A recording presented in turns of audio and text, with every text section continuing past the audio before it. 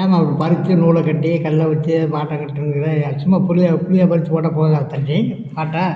இல்லை மாமா, இது இப்படி தான் போடணும், இதுதான் முறை, இப்படி தான் போடணும். அப்போ எங்கள் வீட்டில் போட்டால் புளியை பறித்து அப்படியே வானம் எடுத்து அப்படியே போட்டுவிட்டா அது பண்ணி நீட்டாக தான் போகுது.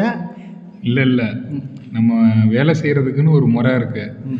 அது நம்ம எப்படி பண்ணணுமோ அந்த மாதிரி தான் பண்ணணும். சும்மா புளியை பறித்து விட்டு போடுறோம் அப்படின்னா அது என்ன ஆகும் அப்படின்னா, ஒரு இடத்துல மேடாக இருக்கும், ஒரு இடத்துல பள்ளமாக இருக்கும். அதான் நம்ம வாட்டை கட்டிக்கணும்ல பைப் வச்சு அப்படியே. அதுக்கு தான் நம்ம இப்போ கல் வைக்கிறோம். கரெக்டாக எந்த இடத்துலையும் மேடும் பள்ளாமல் ஆகாமல் ஒரே இதாக அங்கே தண்ணி என்ன 2 இன்ச்சு வாட்டை வைக்கிறோமா, 20 அடிக்கு 1 இன்ச்சு 2 இன்ச்சு அப்படின்னு வாட்டை வச்சு நம்ம அதுலேருந்து அப்படியே கொண்டு போனோம் அப்படின்னா பைப்புக்கும் எந்த டேமேஜ் ஆகாது, தண்ணியும் நீட்டாக போயிடும். நம்ம மற்றவங்க பண்ணுறாங்க அப்படின்னு சொல்லி குழியை பறித்து அப்படியே போடக்கூடாது. சரிங்களா? சரி மாப்பிள்ள.